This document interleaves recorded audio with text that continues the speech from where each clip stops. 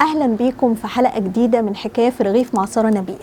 حكايتنا النهاردة بتتكلم عن أقدم مدرسة ثانوي في مصر، اللي هي المدرسة الخديوية الثانوية العسكرية بنين. اتأسست سنة 1836 في عصر محمد علي باشا، وموجودة حاليا في السيدة زينب في القاهرة، ودي أول مدرسة ثانوي في مصر، وتعتبر أم المدارس الثانوية اللي خرجت كتير من رجال مصر، منهم الزعماء ورجال السياسة والقضاء والتعليم والأدباء والفنانين والمفكرين، زي علي باشا مبارك وأمير الشعراء أحمد شوقي وزعيم الحركة الوطنية مصطفى كامل والجراح العالمي علي باشا إبراهيم ومحمد لطفي جمعة وأحمد لطفي السيد ورئيس الوزراء علي ماهر باشا والفنان الكبير محمود المليجي ونور الشريف والكابتن محمد لطيف. وأول مدير للمدرسة دي كان رفاعة الطهطاوي، وتسمت المدرسة في البداية المدرسة التجهيزية، وبعد كده اتحولت لاسمها الحالي المدرسة الخديوية الثانوية العسكرية بنين، وده سنة 1889. المدرسة دي تم إنشائها في بداية الأمر سنة 1852 بالقصر العيني في القاهرة، وكانت بتجهز تلاميذها للمدارس الحربية، وبتقبل أبناء الشراكسة والإغريق والأتراك، لأن عدد التلاميذ المصريين فيها كان قليل. بعدها المدرسة اتنقلت لأبو زعبل، وبعدها الحي العباسية سنة 1863، وبعدين اتنقلت لمكانها الحالي في حي السيدة زينب شارع بورسعيد. مدة الدراسة في المدرسة كانت 4 سنين، والمدرسة كانت ابتدى نظامها في الأول بنظام المدارس الداخلية، والدراسة فيها كانت بالمجان، وكان نظام العقوبات للتلاميذ المذنبين هي الانذار، بعد كده التأنيب قدام التلاميذ، بعد كده يلبس الجاكيتة بالمقلوب، بعد كده يتحبس في أوضة لوحده ويتمنع عنه الخروج، بعد كده يتحبس في أوضة ضلمة مع شوية مية وعيش صغيرين، وفي الآخر الضرب بالكرباج، وده كان أصعب عقاب. إنما دلوقتي طبعا اتغير نظام العقاب بقى استدعاء ولي الأمر، بعدين الفصل مثلا لمدة أسبوع أو أسبوعين، وبعدين الفصل النهائي من المدرسة. بيحضرني قصة حكاها محمود المليجي لما دخل المدرسة الخديوية. بيقول المدرسة دي كان نظامها انت بتدفع المصاريف في أول الدراسة، ومن ضمن المصاريف مصاريف لحصة غدا يومية بياخدها الطلبة. بيقول أول ما دخلت المدرسة وأنا قاعد في الفصل لقيت اللي على يميني ابن باشا، على شمالي ابن أمير، وأنا الوحيد اللي قاعد في الفصل أبويا أفندي. فالعيال لما عرفوا كده بدأوا يتنمروا على محمود. إزاي بقى بدأوا يتنمروا عليه؟ هي شلة كانت هي الوحيدة اللي بتتنمر عليه. كانوا في حصة الغداء ولاد البشوات دول ما كانوش بياكلوا أكل المدرسة، وكانوا بيستنوا السفراجية يجولهم من البيت بعمود الأكل بقى اللي مليان خيرات الله، ويقوموا بلمين أكل المدرسة وحاطينه قدام محمود ويقولوا له كل إياك تشبع. ومرة في مرة لما قرروا العمل ده محمود اتضايق وراح قال لأبوه، قال له أنا مش عارف أتكيف في المدرسة دي، والمدرسة دي يعني كلها ولاد بشوات، انقلني لمدرسة على قد حالنا.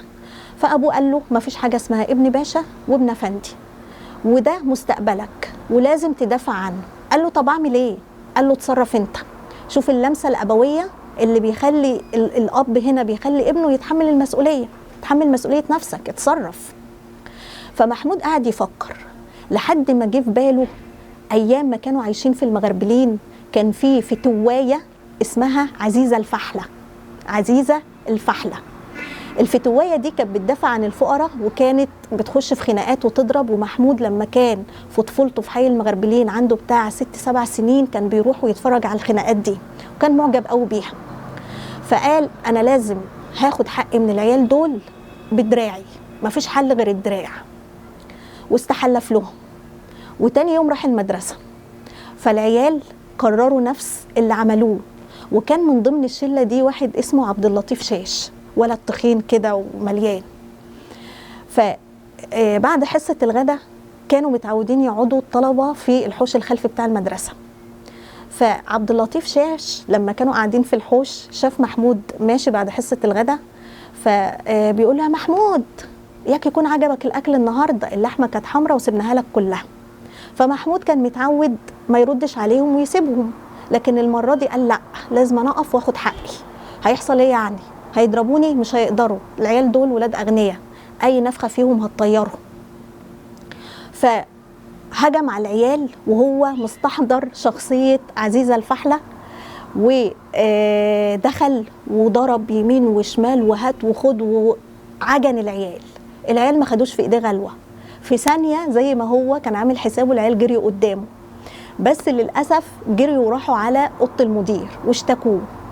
محمود بيقول مدير المدرسه ده كان اسمه لبيب بيه القردي، كان حد كده تخين، ولما يقعد على الكرسي كده كرشه بيبقى قدامه كده. فبعت له الفراش، فراح محمود للمدير. طبعا محمود رايح على انه متهم. فالمدير قال له ايه اللي انت عملته ده وعملته ليه؟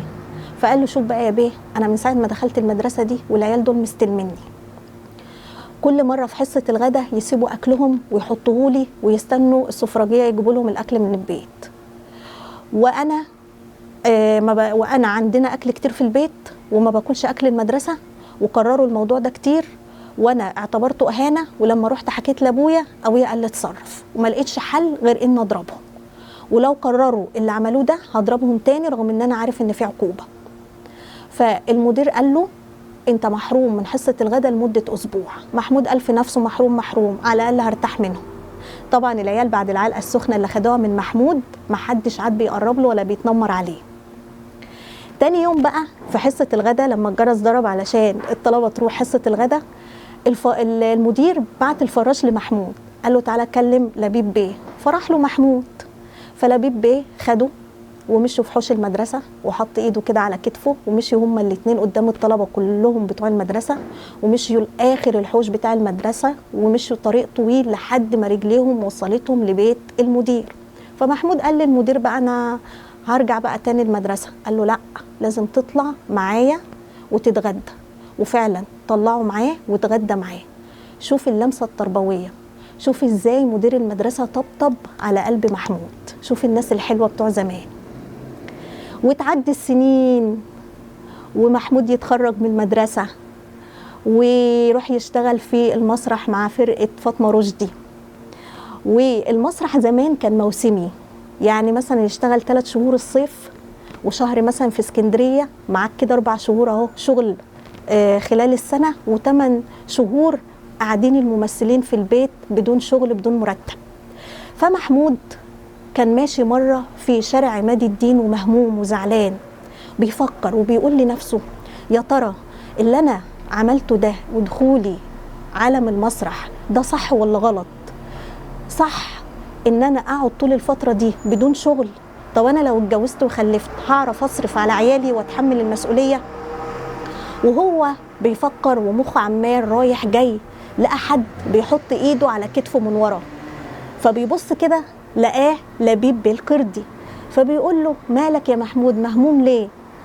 فقال له انا مش عارف الطريق اللي انا سلكته دوت صح ولا غلط. وطبعا محمود كان بدأ يبقى مشهور نوعا ما والمدير عارف ايه ان هو بدأ يشتغل في المسرح وكده. فقال له لو انت مش عاجبك شغلتك في المسرح انا ممكن اجيب لك وظيفه ب11 جنيه في الشهر. طبعا محمود كان بيشتغل في فرقه فاطمه رشدي ب6 جنيه في الشهر، وكام ده 4 شهور بس في السنه. فمحمود قال له بجد؟ قال له ايوه هتجيب لك وظيفه حكوميه ب11 جنيه في الشهر. طيب انت موافق؟ قال له طبعا موافق، ايدي على كتفك. قال له خلاص تعالى لي يوم الثلاث في وزاره ايه؟ في وزاره التربيه والتعليم. كان ساعتها بقى لبيب بيه القردي مدير التعليم الابتدائي في الوزاره. فمحمود بيقول قال له تعالى لي يوم الثلاث. فمحمود بيقول انا قعدت اعد الايام لحد ما يوم الثلاث جه، ولبست بدله شيك كده واتشيكت وطلعت على الوزاره. ولما رحت سالت عليه بقول لهم انا عايز لبيب بيه، فقالوا له لبيب بيه مين؟ قال لهم لبيب بيه القردي. قال له تعيش امتى؟ وبكده حكينا عن المدرسة الخديوية ومدير المدرسة الخديوية وأحد طلاب المدرسة الخديوية، وإلى اللقاء في رغيف آخر.